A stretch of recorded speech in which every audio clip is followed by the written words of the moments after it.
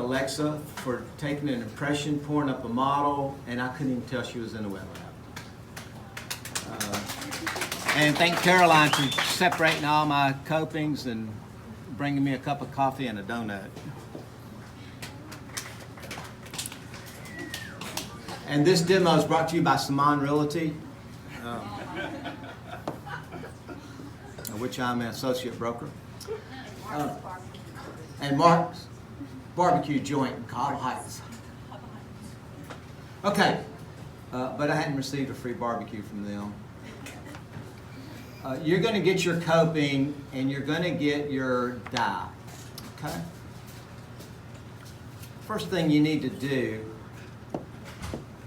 is see if your coping, and it looks like this, fits your dye.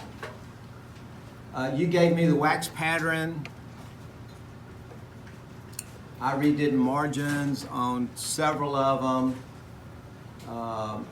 This one, I kind of missed a little crack in the margin, so part of the margin didn't cast. And so I asked that student to re-wax it, and she did.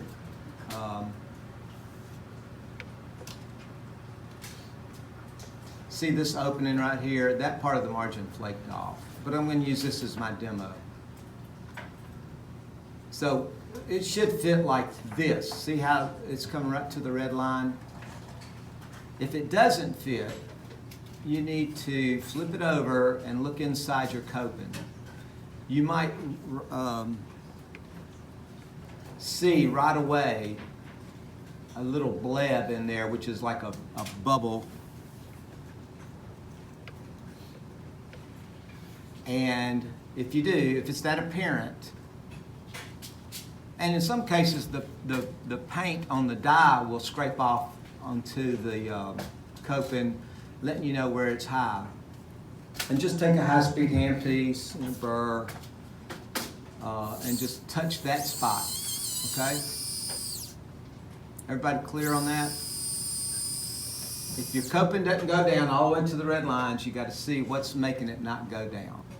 Okay, if you still can't go down, we have this product called Quick Check.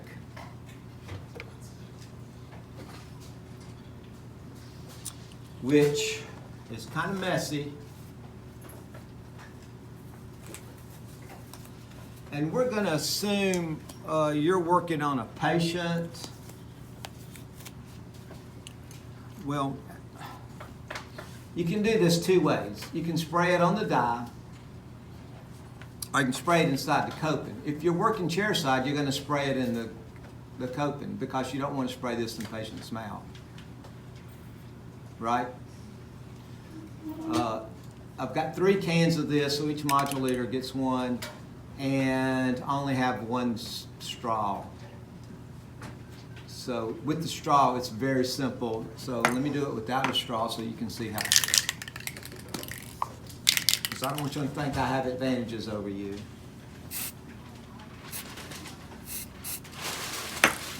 So I sprayed it.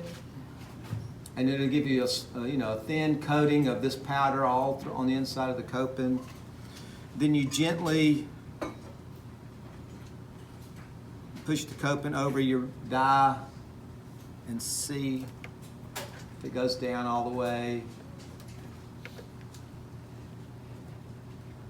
And take it off. Now you can force it on there because the stone is not as strong as the metal. And then you examine the inside, and wherever there is a dark spot, that's where it's hitting the prep. You see that little dark spot way down in there? I don't know how good your screens are, and that's as close as I can get. You see that little dark spot in there? That's where you would relieve it.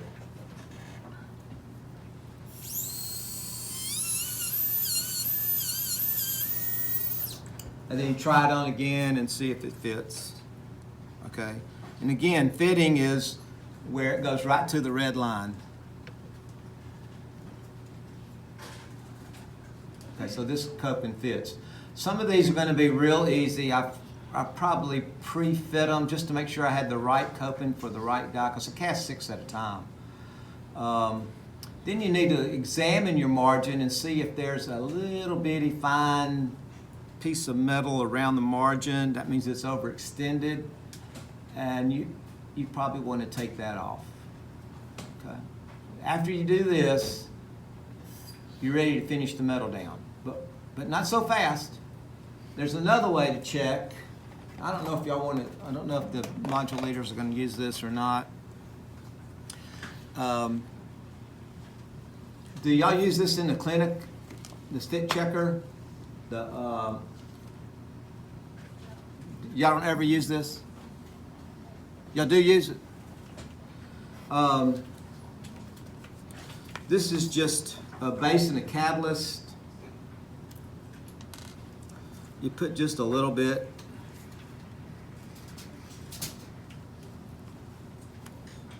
Well, this thing comes in two colors. One is black and one is white. White is mostly used for PFM and metal restorations. The black is mostly for ceramic because of the contrast. yeah, and I don't have any of the white stuff, so. You mix a base and catalyst together. I imagine this would be good for dentures too. Y'all use something else?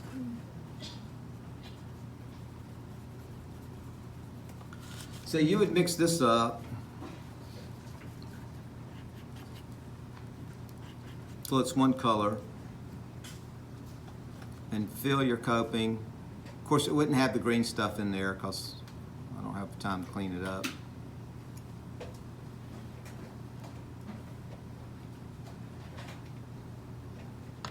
And you slap it down on top of the crown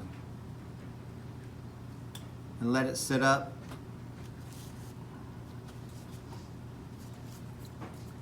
And when you take it off, you'll see the same thing. The high spots will have it'll be indicated by not being black, okay?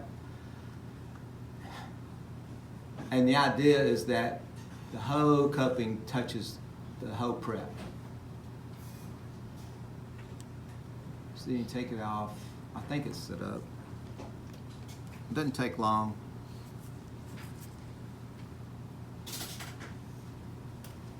Then you look at the inside, and that's just as dark as you can get. So I don't see any light spots, so it fits pretty good. Now, if you did see a spot, you'd have to grind it out. Then you peel this out.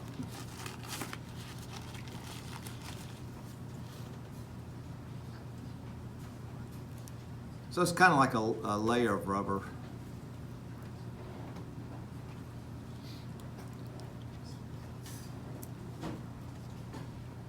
And how about that? It takes the green stuff out too.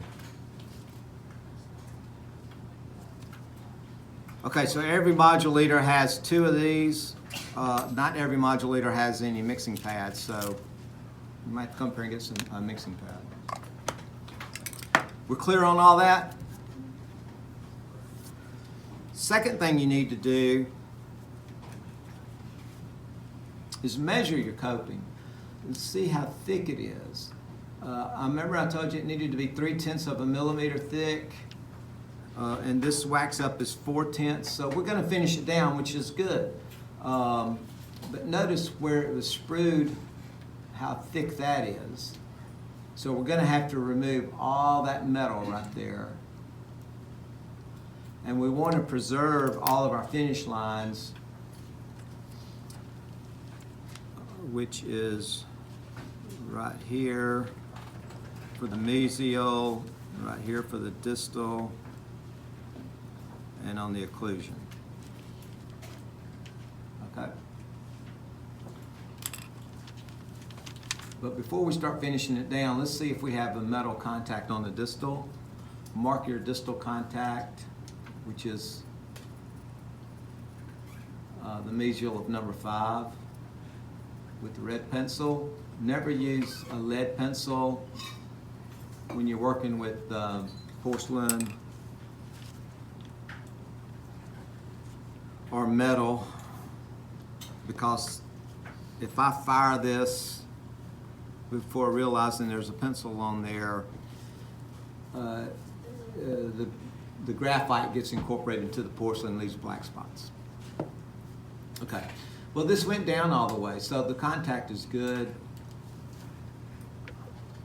And let's just make sure that you can't see light through that distal contact, which you cannot, and that you can see light through the mesial contact, because we'll make the mesial contact out of porcelain. Am I coming across pretty clear? Can you hear me? So now we're ready to finish it down. No, we're not. We got to check the occlusion.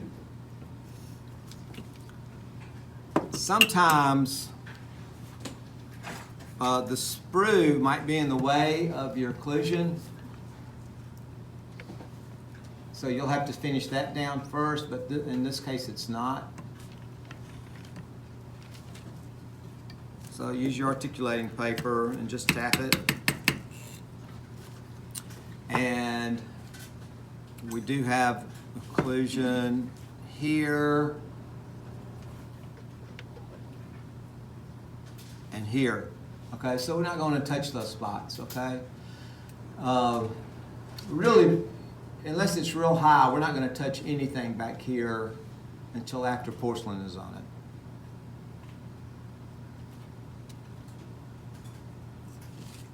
Now we can finish it down. I have heatless stones. This is for really fast reduction. Don't believe the word heatless on here. This metal is going to get hot because you're creating a lot of friction, and that's why I have a bowl of water up here to cool it off. So you need a little bowl of water.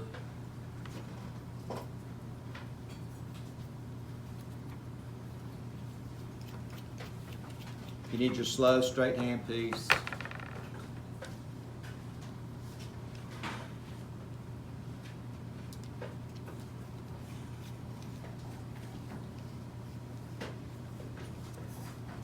I can't believe I gave Mark's barbecue joint a free advertisement.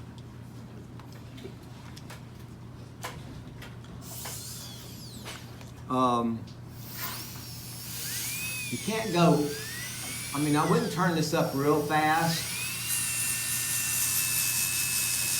And then to finish this down, you just, take off that button, that sprue attachment.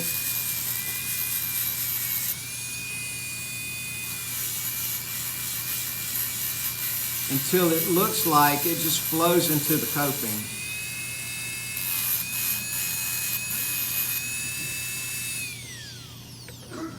Can y'all see anything I'm doing?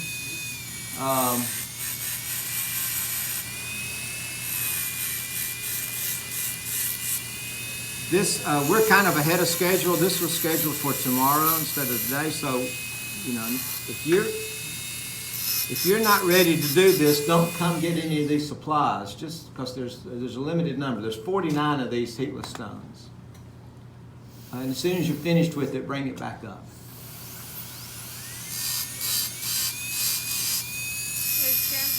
The exercise tomorrow. They're just getting the demo, so they don't waste their time. Yeah, we want y'all to keep busy.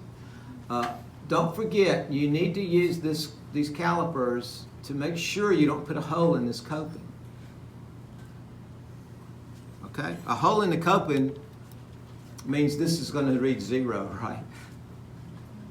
So if you start getting close to 0, stop. Please stop. I don't want to... In order to put porcelain on here, I'll have to fix that hole.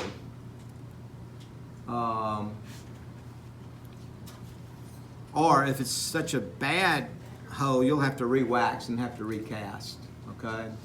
The lingual here is 5/10 of a millimeter, and I still have some of this sprue attachment I need to get off. So I'm going to do that.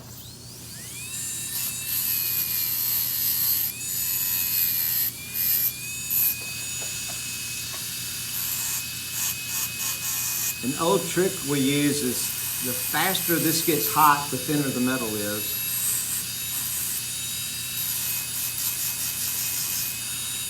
Now I'm going onto the buccal surface. Don't hit the margin. If you hit the margin and I can't fix it, then we'll have to re-wax. You'll have to re-wax. I'm not going to re-wax it. Now remember we put a little metal collar on the buckle. Now we need to get rid of it. And this is really hard, I think, for me to get across to the students because 3 or 4 of you will take off the buckle margin thinking, well, he said take off that, the margin. No, I'm saying take off this bead of wax that you put on there. Now it's a bead of gold, okay? So this just needs to be thinned out. And by the time you're finished, you shouldn't see any more red line on the margin than you do now. Y'all understand that? So you can either do it, I never finish a coping on the die, but and we're not going to start now. So you come in and you'll take that thickness off without hitting the margin.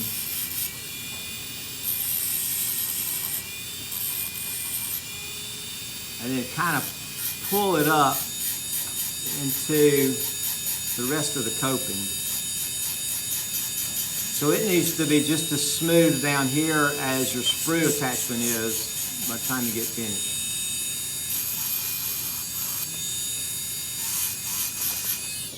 Stop and measure. Always stop and measure. Now I'm at 3.5 tenths. Okay? Any questions so far? Can you repeat the places that we need to avoid? I don't want you to, if your lingual occlusion is good and not too high, it can even be a little high because you can come back and finish it down after we put porcelain on it. We don't need to touch any of the lingual. Okay? But we do need to touch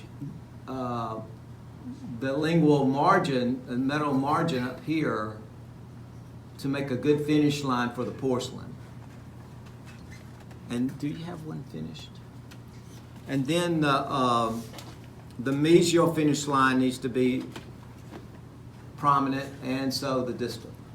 Don't go past it because this is in contact with your adjacent tooth. And when you're finished,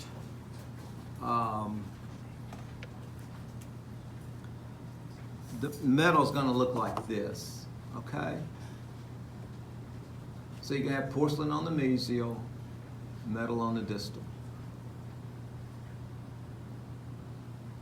I just want you to see this visual. So I'm going to add porcelain from all the way around this tooth up into these margins, up into these finish lines, okay?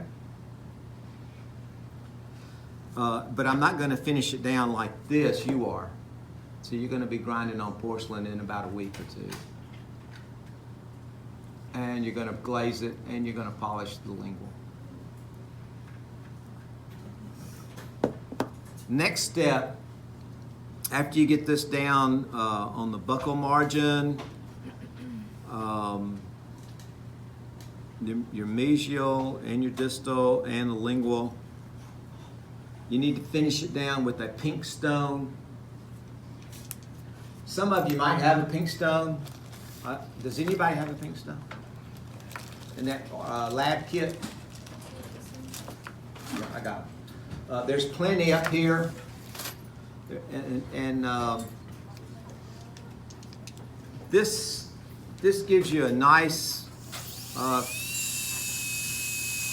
matted surface to put porcelain on. You got to go right up to the metal finish line, all the way around everywhere you've already ground on it. And this will take off some metal.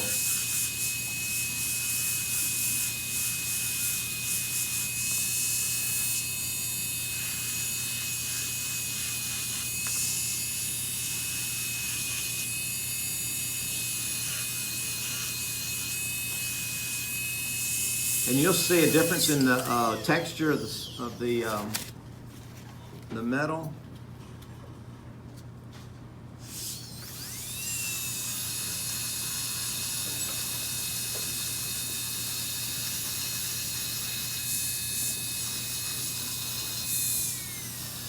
Okay?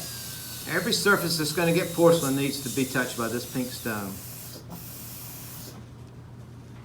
Uh-oh. Mr. Webby, my handpiece didn't work.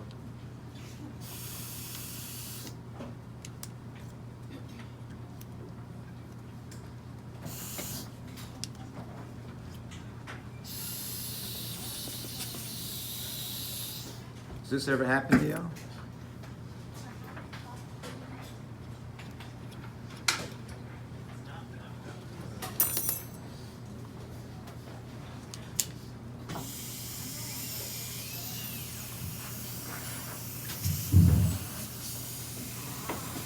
Okay, my demo is almost over. Okay, so you get the idea. This has to touch every surface, and then you can come back with the white stone. It gives you a finer finish, and you cover every surface area again. Critical areas to look out for 3/10 of a millimeter is right up in here. Seems like it always ends up being too thick. This is where your sprue was attached. And see, I'm still too thick right there. So I would come back with the heatless stone and finish this down to 3/10 of a millimeter. Why is that critical? Because if that's too thick, you're going to see opaque through your porcelain.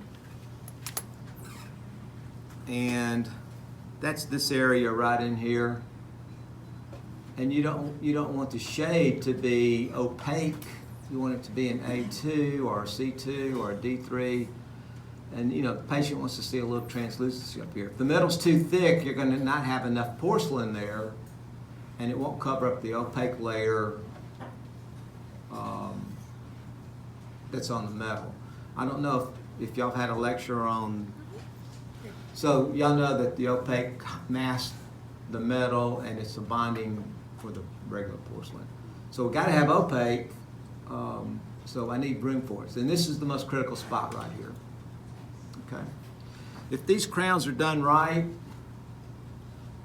they last a very long time. I've got 4 porcelain fused to metal crowns in my mouth since 1985.